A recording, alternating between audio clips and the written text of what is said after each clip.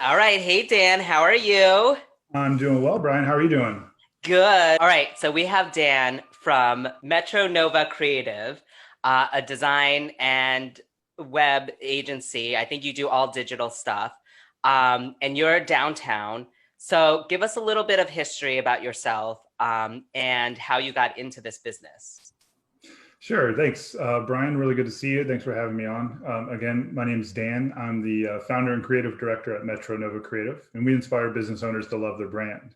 And we do that by creating great products like logos, websites, and marketing materials that really help small businesses specifically elevate, in their competition, because that first couple of few years is so imperative for success. And I strongly believe that this entire nation's built on the backs of small businesses. And I wanted to create a business that offered them every opportunity to succeed, in an affordable way. I've been in the design industry for almost 20 years now, and it really started in high school, being involved in kind of graffiti and hip hop, hardcore culture, and hand illustrating out. Like the kids in school would do like their demo tape for their band that they recorded in their mom's basement, and they would ask me if I could draw the paper slip that would go in the cassette tape. So that'll date me a little bit, but I remember I did one, and it was like this weird graffiti alien guy. It's very vivid in my memory. And he had these like big doofy studio can headphones on. And I wrote like down the back of it, like songs for the deaf. And I thought it was so profound and like very cool. But, I'm sure there's about 10 million albums called that nowadays. But it was just kind of this interesting moment where I was like, oh, what's this? And, as I got older and, was painting graffiti and stuff, I started kind of realizing that like I'm 6'7", so it was really hard for me to hide behind stuff. Like people, like cops are going to see me from like 19 miles away. Like there's that tall guy painting. So I realized that there wasn't a lot of longevity in that career, and started moving into photography, because I was, I'd still go out and like, people would go paint, and I would take photos. And we actually used dark rooms back then. It was a thing.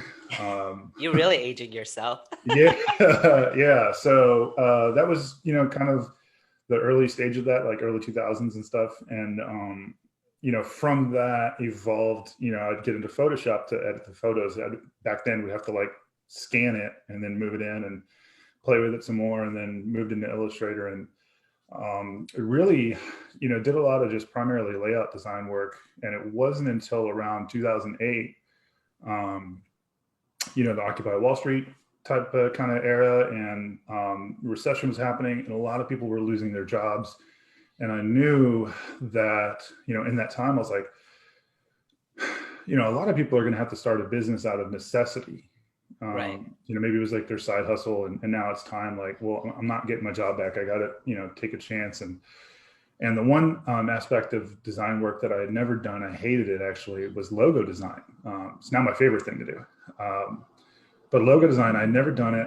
It was like icky. I didn't, it was like naming someone's baby for them. It was just, I felt like it was too much pressure creatively at the time. Like layout was a safe space for me, and some illustration work was safe. So, but I knew, hey, like clearly this is a good investment in my career, right? Is learning this rarely well done trade. And so I spent a year doing free logos. I just was like, anybody that Wow. needs one, I was like, just I'll do it. Give it to me. I'll do it. I'm glad a lot of those files are gone.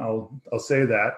But it really taught me a lot about small businesses and their needs, and understanding, and I had always been doing freelance design, and I did over a decade of production design and print shops and sign shops. And the overall theme that kept recurring was small business owners were not prepared for the brand expectations of growth. Like you'd say, hey, do the vector file for the logo. And they'd be like, I got a scan of a business card that has it on it, and back then I'd say, well, why didn't you get a professional logo? And they go, well, Fiverr wasn't a thing back then. I mean, Craigslist, maybe you lose $100 and, you never get your logo. But there weren't options. It was either you figure it out yourself or you go to a firm and it's $30,000. Most small Right. businesses don't have that, and certainly not in Northern Virginia and DC. There weren't firms back then. So, I said, well, we should really start a business that aids and kind of fills in that gap. And that's what we've kind of been doing since then. So Metro Nova's been going full time for 5 years now. I left one of those print shops. My daughter, our second child, was a month old.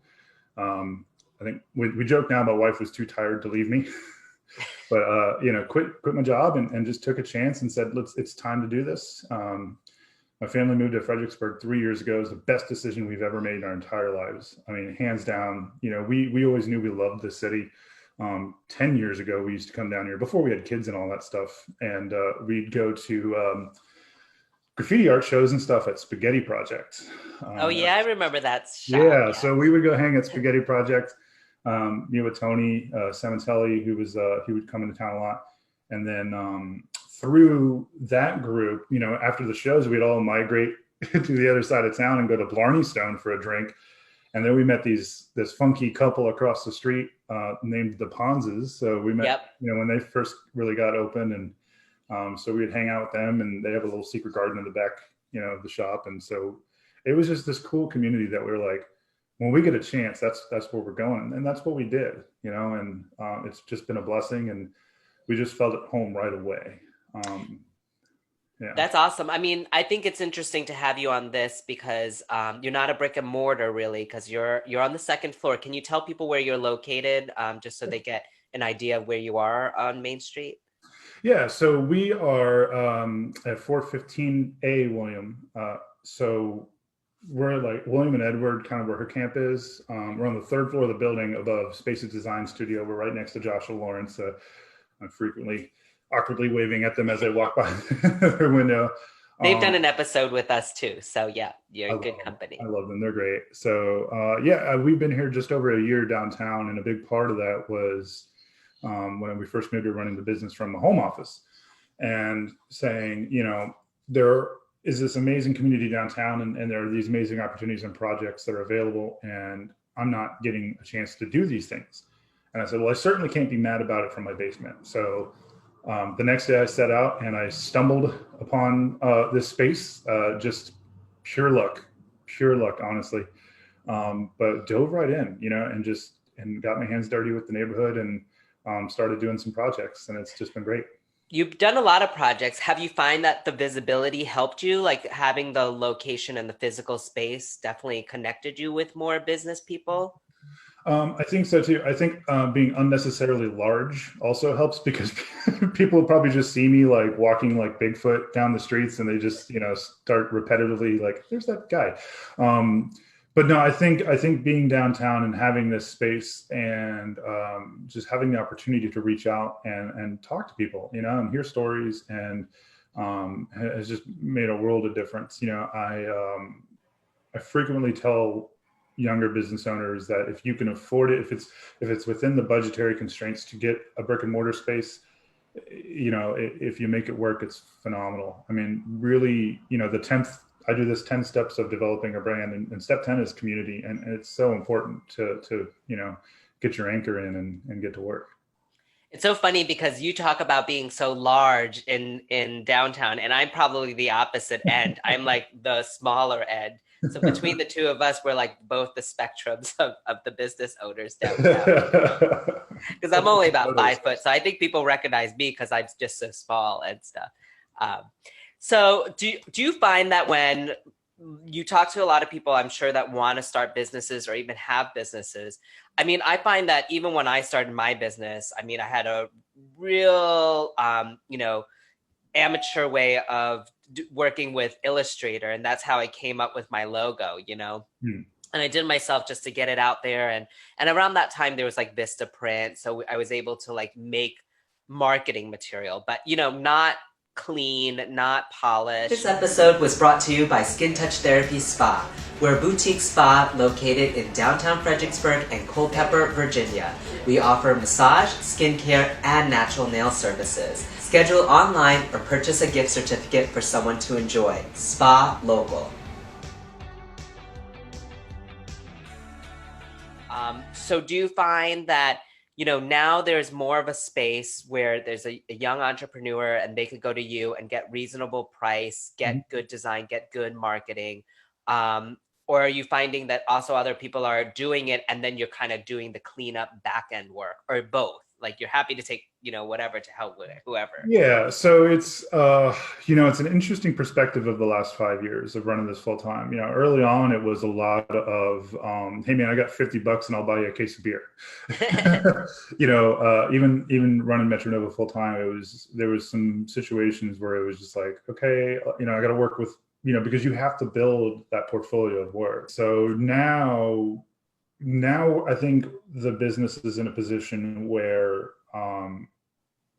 we're not necessarily getting a lot of clients that have DIY'd and then come back and said, all right, we should have done this. We're not seeing too much of that. We do offer like a refresh because sometimes somebody will go on Fiverr and, they'll get a logo but they didn't get all the files and, so we'll help them out with some of that stuff. But we are seeing a lot of people that are getting started and they're just saying, hey, I'm getting started. And somebody said, you're the guy that we got to talk to you first. And that, part of that is because we put together packages that kind of help people hit the ground running. That are really reasonable for small business. Yeah. And it's fortunate that we're able to do that. And a lot of people say, well, how can you run a business and, you're only charging this amount of money and somebody else might charge double that. And I said, well, I've spent a really long time being a decent human being. And an amazing thing happens when you put out, good into the world, good things happen to you. And we're afforded the ability to offer these kind of smaller packages to these entrepreneurs at a fair price because we do have larger clients. We do have government contractors where we're, hand creating their employee handbooks and stuff. We're hand doing everything, hand illustrating, typesetting. We've got the Gunston Hall website. We have these much larger clients that afford us the ability to help and assist. Because my thing is a well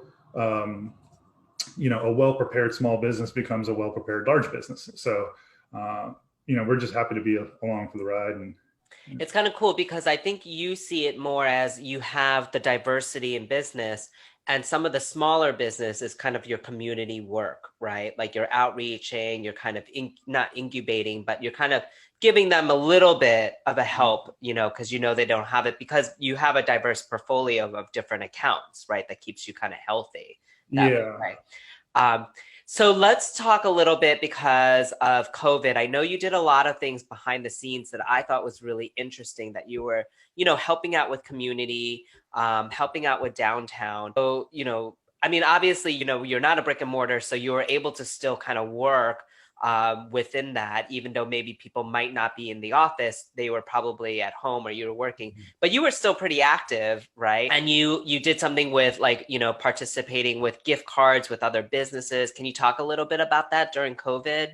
Yeah. So really it was, like end of February, March, when things were starting to get kind of hairy. And I said, our downtown people are going to get hit really hard with this. This is going to be pretty tough on them. And, I just kind of sat and thought like, well, somebody has to do something.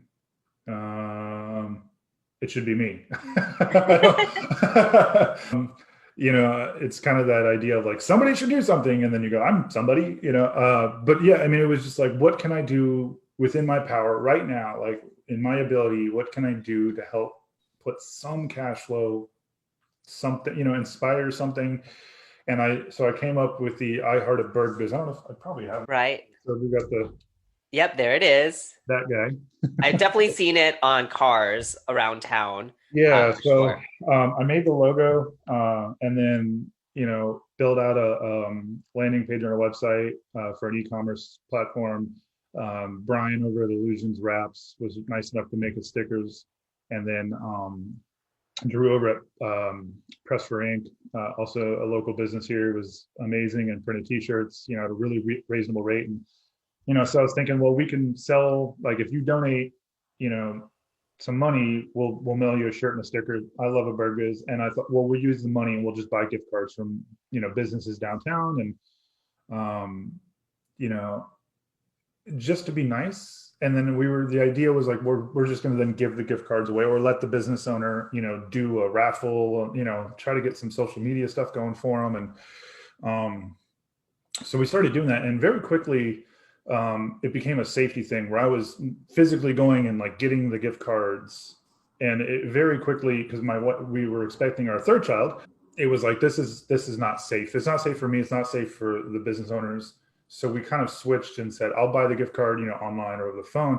But then we just told the businesses, like, just give the gift cards to, if you have a regular that got furloughed, just give it to them. And we don't want anything in return. We don't need you to tell it, that we did it. Really, it's just, I wanted to kind of create this culture of caring and giving downtown Right.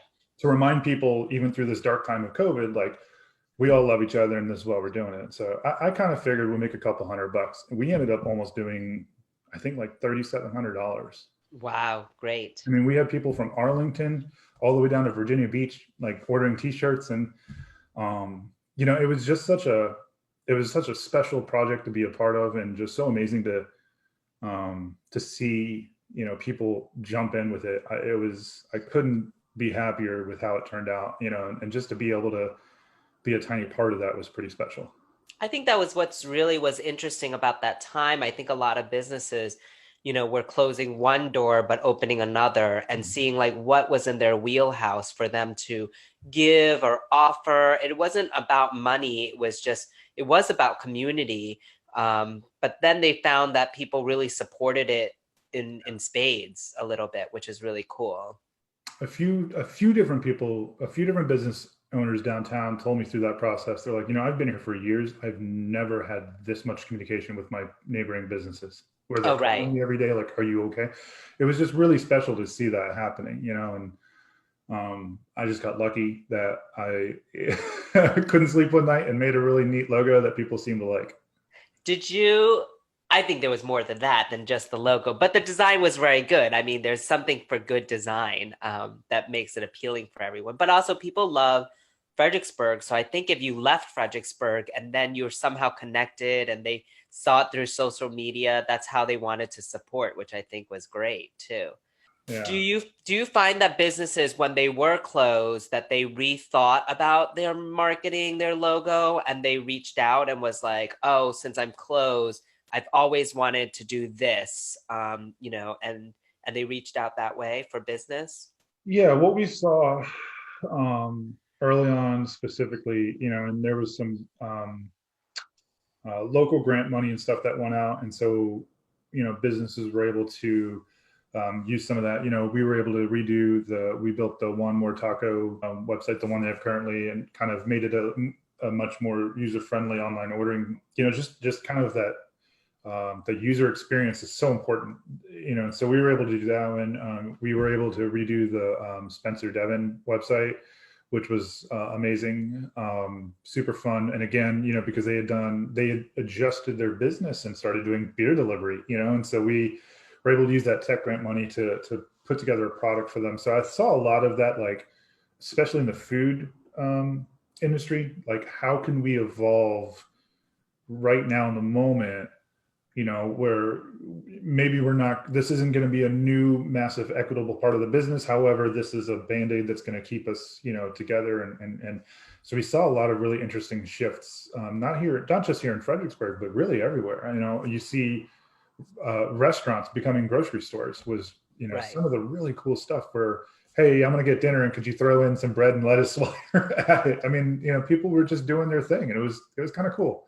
Yeah, I think that's why I think I wanted you to be on this, because you did so much back end support, because so many business owners were pivoting or trying to figure out a new way of doing something. Restaurants, for sure.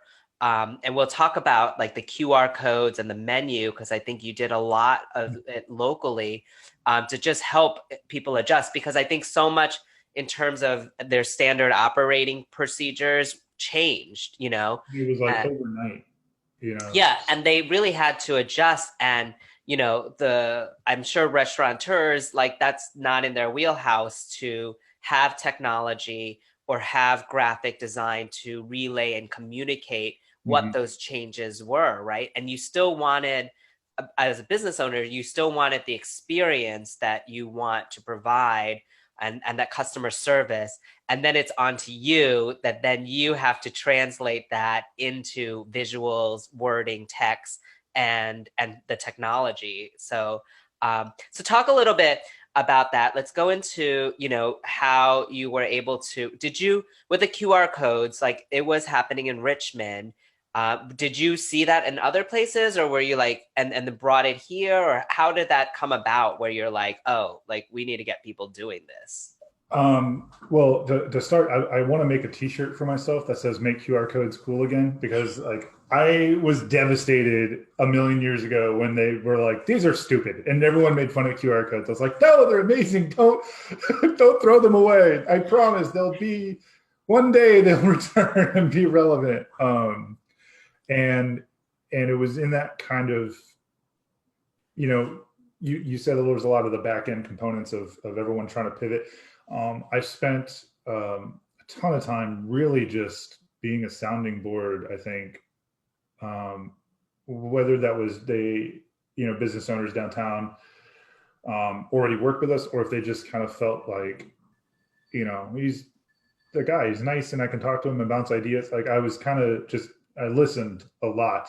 And what I heard, especially from the restaurants, a lot was every penny counts right now. And just kind of going through, some of the regulations of COVID and trying to figure out like, well, because in graphic design, people don't think it's not just about making something pretty. It's about solving problems and communicating. Like those are the fundamentals of design: is solve a problem, communicate. And then if you're good, make it visually appealing, right? Right. And so I said, okay, well, let's find a problem and create a solution. And so the problem being money, specifically in the restaurant industry, and the solution being, well, the reason they're spending so much money is because they have to print these paper menus that aren't a good visual experience. When people are so limited in their ability to go out and eat, when they finally get that opportunity to sit down, do they want this crummy, like the toner is missing, and it doesn't look nice? Like that's not a great consumer experience, and that hinders that brand experience in that restaurant. And so I thought, okay, and they're having to do that because they have to throw away the menu after every customer. So now they're doing they're throwing away a ton of money by printing stuff.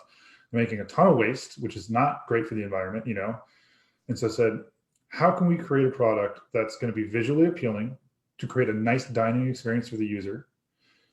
Utilize technology so you're not creating waste, and it's a one-time thing, so you're not spending additional money. And then so I came up with the QR code tents, which we run on PVC, and they're heat bend, so there's little tables, but they're laminated so you can spray them down and clean them up after everyone's use. They're reusable, they're clean, and it's especially what we do is take the design aesthetic of the website that it's going to go to and mimic that on the tent, so that you have this kind of like fluid immersive experience of scan, and then it's right there, pulls up the menu right there. They can scroll down. I mean, it's just this beautiful, really, nice situation, and it's been doing great. People were really excited about it, and it's saving them money, and maybe saving an employee. You never know. And so I just actually checked the ones for Sunken Well and Spencer Devon. We did tents for them. I just checked the QR links, and I think it's like pushing 6,000 scans. So if you think about, even if you took some of that off and say conservatively it was 5,500 customers, that's 5,500 sheets of paper they didn't throw away. Right. So I mean, there's just this really interesting way of looking at it, and it was just such a cool moment that QR codes were cool again. First, I doubt you should say again, because I don't know if they were cool in the first place, because I was definitely one of those like, what is this and why? Why? But so I have a question there, and you could give me insight. Before, you would have to download a QR code reader, right? Mm-hmm. And was it because now it's just part of the phone and part of the camera that has made QR codes like more consumer friendly? Because I think before it was like really like techie. You had to have your own app. You got to pull that up. You got to know what it was. You and have like the lighting has to be right. And, so now I think it's just easier where it like in your steps, it's like 3 steps. Like pull up your camera, take a picture of this, and then hit that button, and boom, there's the menu. And the beautiful thing about the technology is you don't even have to take the picture. You can literally just hold the phone up, and it'll just pop up and say, "Do you want to go here?" Or and it's just this really cool. Yeah, because I mean, back in the day, it was like you were trying to get the lighting right, like your tire pressure had to be okay. It was it had to be a Tuesday. It was terrible. But Um, when did that update? Like, when did that update in the phones? Like, I honestly have no idea. because I just realized, like, obviously now I see more QR codes and I'm like, oh, okay, well, this is why it makes it easier and I'm okay doing it this way. But before, when it first came out, I was like, oh no, this is never I'm going to not going to stick. the app and like downloading some shady looking app that like Because there was a big push, like, put these QR codes on everything. Like, if you print a flyer or a brochure, it just put it on, and it didn't really fly. I think the technology that really made a big difference and made it available, like made it even better now, is the introduction of dynamic QR codes. And so, a lot of the reasons I think that the failure of QR codes that originally happened is because you would think like you would make a QR code and it'd be for, skin touch therapy massage, like book a massage, right? And that was it. And you printed that on 2,000 postcards. And then all of a sudden you're like, oh my goodness, this is wrong or something. Now you can't use that QR code. Like that's just for that. And period. Right. Now you can create one QR code and go onto the back end of your dashboard and change what link it goes to. You don't have to reprint anything. So you can utilize 10,000 postcards. So, you get that bulk rate pricing, get that lower cost, and hey, this month we're going to send 1,000 out and we're going to make that code go to this landing page. Next month, same postcard, send it out, but it's going to go to this landing page and you can change it. And so the dynamic QR code really, I think, brought in a whole new dynamic of marketing capabilities Okay, that makes sense. And like as a business owner, I would not know that. And that's why it's good to have someone like you. This is all the back end tech stuff yeah. that are kind of really awesome. Okay, so restaurants embrace this. How do you feel like would other industries feel like they could pick it up more, like other categories of businesses, whether retail? Yeah. So we have a client up in Woodbridge. They're a popcorn business. They sell popcorn up in Woodbridge. And one thing that we're going to do with them is he wants to send us a box with samples to like a real estate office. Right. So this nice, pretty box shows up and they open the lid, and on the inside of the lid is a QR code, and you can scan the code. And then it's this nice video of David. Hey, I'm David. I just wanted to send you guys a sample box. I'd really love, the opportunity to see if you, want to use us for thank you gifts for your clients. What, a nice personalized video, right? Because video converts so great.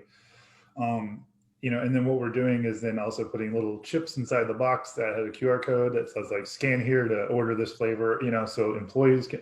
So we're utilizing the technology in a lot of different ways coming up. I think it's kind of exciting. That's kind of cool. Yeah, and we're actually doing them. Using them now. So we're doing another community project which we started today, using QR codes. So we can, if you want to talk about that a little later. But yeah, talk about it now because I think it's a good transition. Yeah. So during the COVID kind of I heard a Berg Biz program, I also, again, like kind of coming up with ideas of how we can be supportive and things like that.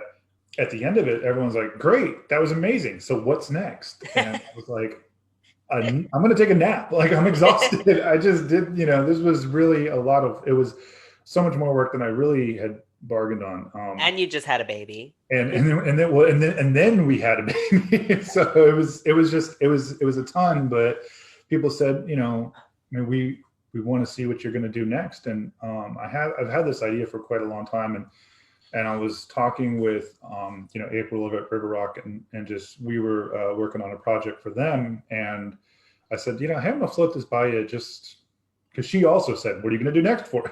So and I said, well, I've got this idea, again, talking to business owners about, hey, what's bugging you, what's hurting you, what are your pain points? And a lot of them said, hey, we've got a heck of a lot of foot traffic because people are cooped up and they just want to get out and stroll, right? Which is great, but nobody's coming inside, and I think that there's, especially right now, there's this idea that people don't want to go into a business unless they're being purposeful, right? They don't want to just go in and wander. They want to make Caroline Morris of Kimmons was just talking about that, about how they feel guilty to just come in if they're not going to buy something.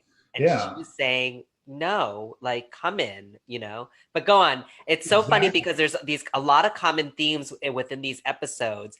Yeah, And like it's like I could write a whole book now that I'm talking to different you people, should. but that is one I'll buy theme. that book. But go on and talk about that. People Yeah. were and that's a misnomer, and it's good to get that out there. Like go in and shop. They would love to see your face, and that's a show of support too, Yeah. you know. That's Exactly. And so, so what I wanted to do was, create a brand experience that we could work with downtown and Main Street and tourism, economic vitality group and all that stuff and push people. And the idea is that, if you're strolling downtown, there's going to be this really beautiful, vibrant graphic that says scan and love, put a QR code on the door of the business, right? And you kind of go, what, and you'll scan it with your phone. And now you're standing in front of this business, right? So we'll use Skin+Touch as an example. You're standing out front of Skin+Touch Therapy. You're like, well, I don't really know I'm not really sure. Oh, let's scan this. And now you hold up your phone, you scan it, and a video will pop up on your phone of Brian standing in front of Skin+Touch. So it's like you're staring at you, telling an experience of, hey, I'm Brian. I'm the owner of Skin+Touch. Here's what we do here. We've been in business downtown for X amount of years. And the reason I really love this city and why we feel so amazing about being a part of this community is, and then we'll have some B-roll footage, interior shots and stuff like that. And what it's doing is creating, breaking down this barrier of the door, right? Creating this immersive experience where now that user on the sidewalk who may have just been like, no, I'm just going to walk by is now going like, oh, that store's beautiful in there. Like, and right. they have cool products and hey, maybe we should go in, because you're creating this emotional experience with storytelling and branding is an emotional experience. I mean, Exactly. Yeah. that's, most people would say, oh, branding. And I'm brand. No, it's not the logo. It's an aspect of the dynamic of it. I say branding is two elements, the visual and the voice, and the visual is the logo and website and graphics and colors. The voice is just the emotional storytelling. It's that emotional connection to the product or service. That's really what the brand is. And when an emotional connection happens, a consumer is almost 80% more likely to support that brand. And so the idea is that they'll watch this video, have some sort of emotional connection, and feel comfortable coming into the store. The other option also it'll be on Main Street's YouTube page. And so below each video, we'll have some subsidiary copy and a link to online shop. So if they do want to support you, they can still do it online if they're not comfortable coming in. That is awesome because I think it's interesting, and I think you and I were kind of in the same way. Like we know that if there's an emotion, excuse me, emotional connection, that then people are willing to support, and sometimes it's just knowing the story behind things. And I think we're both out to get the message out for people. But I love how this is so visual and interactive. And it reminds me, what's that movie with like Tom Cruise where there's like all these videos? It's like Minority Report, and he's yes, it's like in the future. But it's a little bit about that. It's like how to take these old storefronts yeah, and how to give someone that experience. They don't have to go home to, experience it. While they're walking around, it could be done right there because everybody now has a phone. So it's like a bit of a glimpse of the future too. yeah. Um, and super creative because I don't think, there's a lot of Main Street that's all doing that, right? So I think you're really pioneering something. Thank you. Yeah, it's been exciting, and we went after a couple of grants, and I found out that in like the last half decade or something like that, like nobody's ever made it to the top five of the pitch contest thing. Like no one's ever made it to the top five for technology. Uh-huh. We're the first ones to like advance to the next round of like getting some state funded help. So it's just I think it kind of surprised a lot of people. Like, oh, that's a really interesting, way of storytelling. And it ties in with Main Street's effort of activating storefronts. And so yeah, I mean, I think it's going to be really cool. I'm working with obviously Metro Nova Creative is the primary on the project, but we're working with Jamie Garza from Ignite Cinema.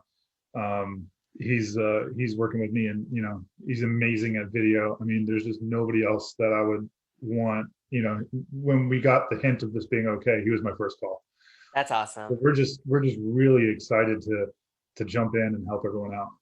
I love how downtown is really collaborative, and it really is. I mean, it's small, but not that small because I've been to smaller downtowns. It's actually a bigger downtown than most. Hmm. But I feel like the energy and the way the business owners, how we collaborate and talk to each other, and really supportive. That is very unique. I feel like in the situation of our downtown, which is why I love it too, which is really cool. Have you found that experience? Yeah, I mean, this is just, it's so strange, like downtown is it's a tiny city, it's not a little downtown. It's such an interesting culture. And it's very, dynamic. I think there's wide spectrums and backgrounds and stuff like that. And I think it's pretty interesting and diverse. And but really, I mentioned earlier when we moved down here 3 years ago, it was just like immediately best decision, and we live just outside of downtown. We're about 5 minutes outside on the Spotsy side. But I grew up in Woodbridge, in Northern Virginia and stuff. And I mean, there are people that I've been friends with for 15 years, and I'd see them and it'd be like, how's work? Or, That's that it. would be it. It was just like, how's work? And there's people I met them the second time in Fredericksburg, and they'd be like, how's Jackson? Is he enjoying Spotswood Elementary? Who do you get for kindergarten? I mean, it's just like a totally different way of life and a different culture. Um, Manners are a thing here, which, is just so important to me, especially being, a father raising three kids.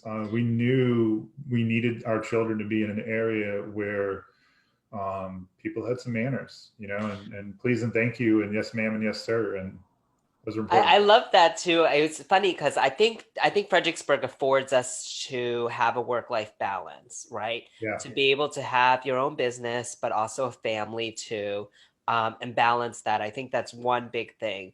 One thing, being a New Yorker coming down here, I definitely realized that like when you pass someone on the street and you engage in a conversation, I think in New York, it's very cordial and fast. It's like, oh, you're great, good, okay, and then you're done. And here, people have conversations. They really want to like talk and know. And and I had to adjust for that. I had to be like, okay, like I'm here to talk to them for a good couple of minutes. Yeah. Definitely longer than like a New York minute, I think. So, which Things slow down a little bit down here, and that was hard for me too, the adjustment. I think it was both an advantage and an adjustment because when we were up north, work is it and that's it. right. And I was doing 16, 17 hours a day, 6 days a week for a year and a half. And I say, like, if I'd stayed up there, I would have died. I mean, there's no way I can, keep up that pace.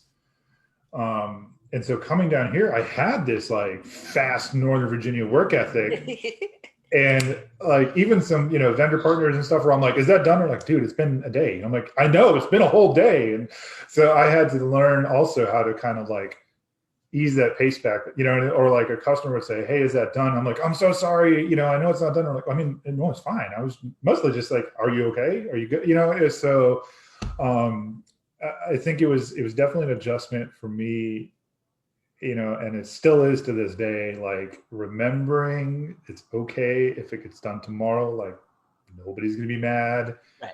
All right.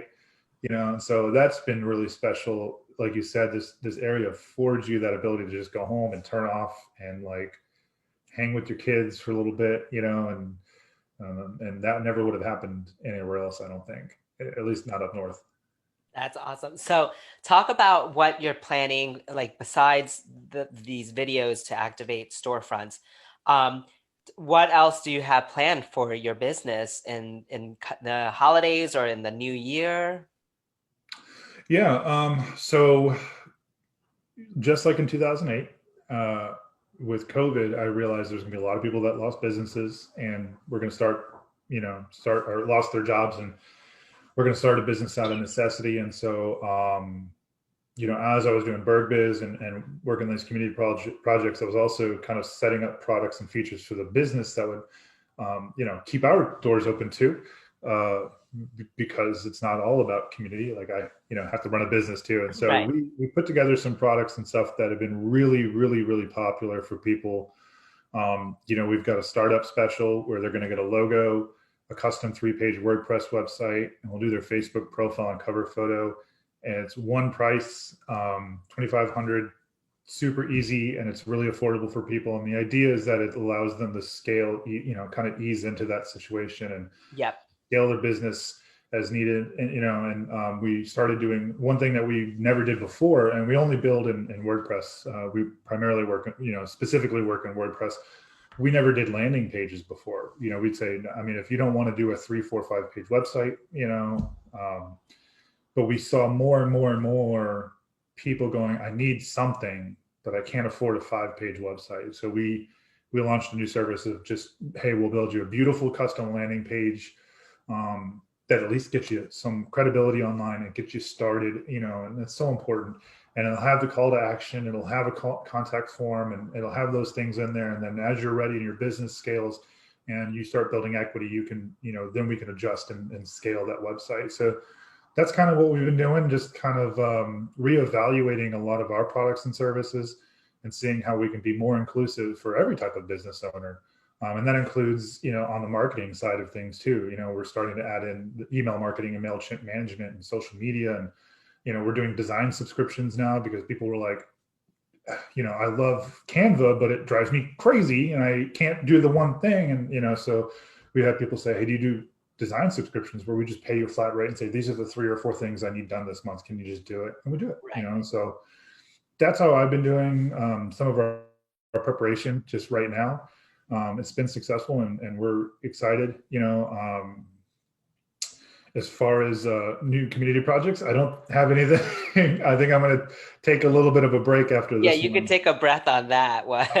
Yeah, and another, we're most people don't know, but I'm also on the board for Black Lives Matter here in Fredericksburg, and so really really excited.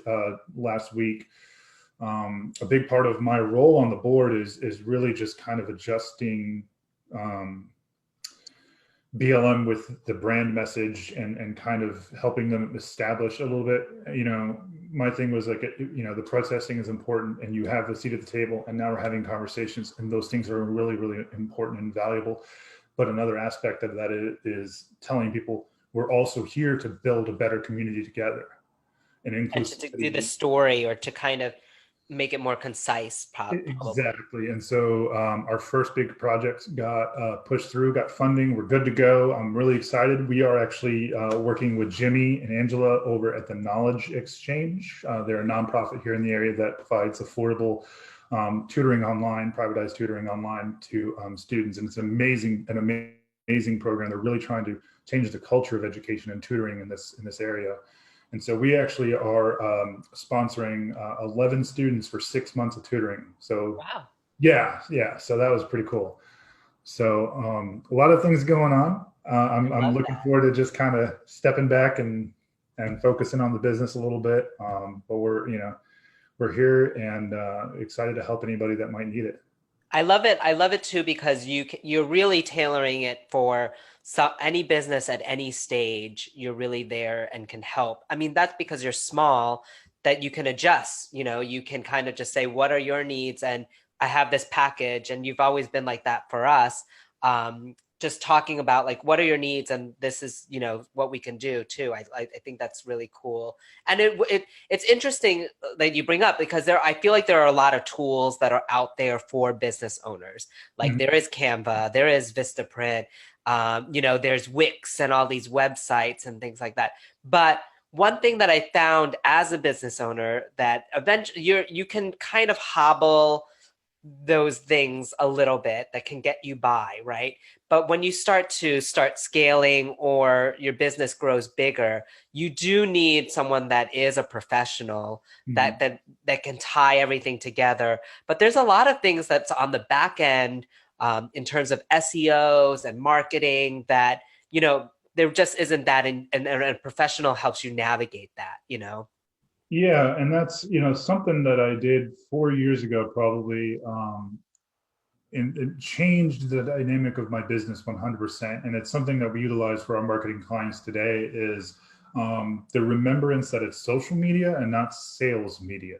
And so many small business owners go, marketing, okay, buy the thing. And then nobody buys the thing. And they go, why did anybody buy the thing? And I go, well, last time when you were on Facebook and the 95 people asked you to buy LuLaRoe leggings, did you? Right. And they went, no, it got annoying and I hit it. I'm like, okay. So a big part of my strategy 4 years ago was understanding, I need to look at what we're doing empathetically. Empathy is such a massive part of growing a business. And a lot of people think, sympathy and empathy is kind of the same thing. Empathy is, you have to have the ability to put yourself in their position. So for me, it was like, if there are all these business owners that I want as clients, but they can't afford my services right now, they're going to need to do DIY a little bit.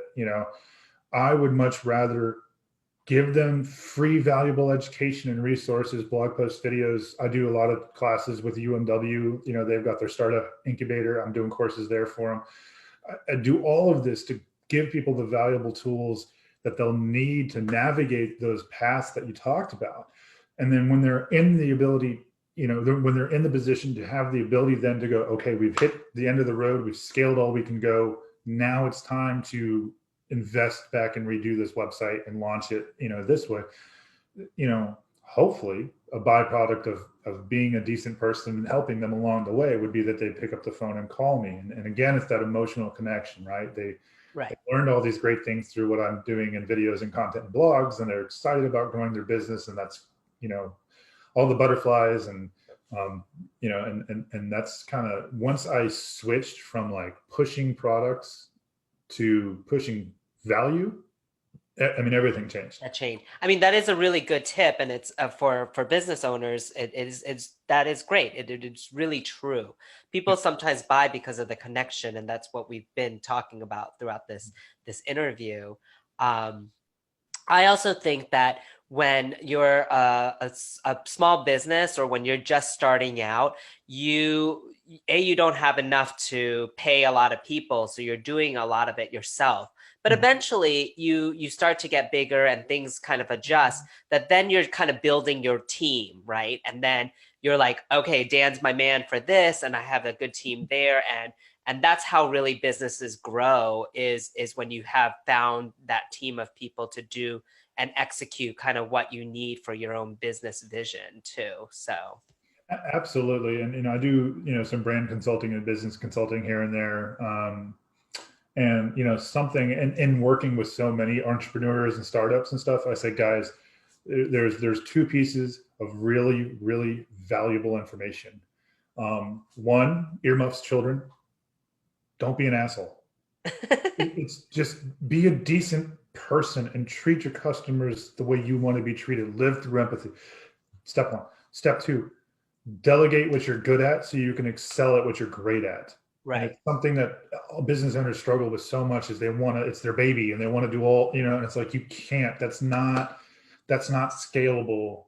There's only so much equity you have as a human being, in your day. Like, you have to figure it out, get it right, put someone in that position that's good enough or as good, or if not better, preferably better than you, so that you can keep doing what you're doing, and focus on growing that business. And everyone has their strengths and skill sets in certain ways. And so that's why you're just it's kind of being a business owner, you kind of have to self-reflect and see where you're lacking, and then feel like, okay, then I need to hire and fill in. And those, I think successful business owners realize that. And then that's how they create that team behind them to get what's done. It's an ego check. Yeah, totally.